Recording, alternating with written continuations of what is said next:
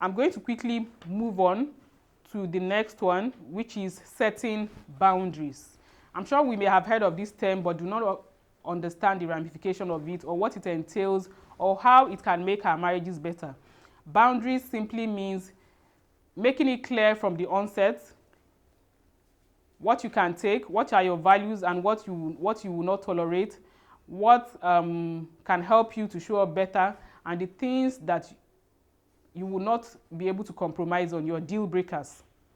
So one of the mistakes we make in marriage is that we make our spouses the center of our universe rather than Allah. Your creator should be the center. Like I always say, marriage is a tripartite setup with Allah as the head and both spouses on either side. And so everything revolves around Allah and not on either party, on one party. So over time, our dependence on our spouse becomes too much for us to deal with, and the resentment sets in gradually. We then become spiteful and vengeful, trying to assert our independence in all the wrong ways. And then our spouse is too angry and bewildered with our behavior that he begins to also react negatively. So the best way to set healthy boundaries is to start right from time. It is not later on in the marriage that you begin to try to change the dynamics of the marriage. For instance, if for instance you were earning more but you used to be subservient to your spouse in terms of how you earned your money, and then all of a sudden you want to change the dynamics now and try to take over the finances, take over the other person's role, things like that. Those kind of dynamics can be very upsetting and can really cause a huge rift between spouses. It is to right from town, if you are really sincere, make it clear what those boundaries are. There are some things that I know. Some people are family oriented, some are not family oriented. If you are the type that values family bonds, which every Muslim should, you need to make it clear for instance, that you will not joke with your families. There are spouses that come together and I expect that the other side will totally leave off her family or totally ignore her parents and only consider the immediate nuclear family she's now in everything she does, pretending as if she didn't come from a particular background or root. I've seen this happen many times. So if you are family oriented, you will need to make it clear to your spouse from day one, even if you are a man too that believes that your extended family should be part and parcel of your life. Your spouse, your incoming wife should know it right from day one. You can set boundaries if you didn't do it in the beginning, but it has to be gradual and with wisdom. Just like the weaning process for babies. A wife that was financially supportive of her husband cannot all of a sudden cut off the support, for whatever reason, because there's a quarrel or something. It will have to be a gradual process because we are used to having things in a certain way.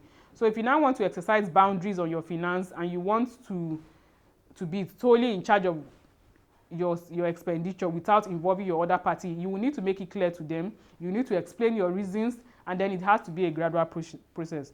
Everyone has his own wants and needs of their own, so we must negotiate a fair and loving relationship and respect each other's limits. Your family and those that you love can demand and get your time, your affection, your money, but there has to be a limit to it.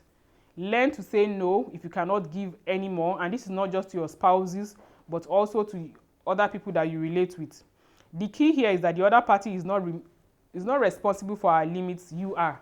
So sometimes we complain of things that are being done to us. We enter this victim mode and victim mentality as if things are happening to us, life is happening to us, but it's supposed to be the other way, and you are the one that's supposed to determine the things that happen to you, and setting boundaries can help you to achieve this. In the book Boundaries by Henry Cloud and John Towsend, they describe the type of boundaries as 1, skin boundaries. That's to respect each other's physical body boundaries. And words, your words, the truth, honest communication is always the best. Also physical space and emotional distance. These are the definition of boundaries that they've given. So when it comes to time also, each spouse needs time apart from the relationship. It is not all the time 24/7 that our spouse will be available to us. They have other businesses to do. They have other things to do that will occupy their time. So we will need to respect their boundaries. If they have work times, if they have times for other recreational activities, we will need to respect that. And so that brings me to the end of boundaries. And so on the issue of boundaries, I'll round up by saying that there has to be consequences, that you will communicate very effectively to your spouse so that they know when not to trespass on some issues that affect you. You need to say it clearly and firmly. Spelling out consequences in advance and enforcing them gives your spouse a choice about whether or not he or she wants the consequences to happen. And that wraps it up on the issue of boundaries. I hope you have picked 1 or 2 lessons from this, and I hope that your marriage receives the turnaround it needs so that you can overcome all the marital challenges you've been facing. On this note, I say, فَسُبْحَانَكَ اللَّهُمَّ وَبِحَمْدِكَ أَشْهَدُ أَنْ لَا إِلَهَ إِلَّا أَنْتَ أَسْتَغْفِرُكَ وَأَتُوبُ إِلَيْكَ.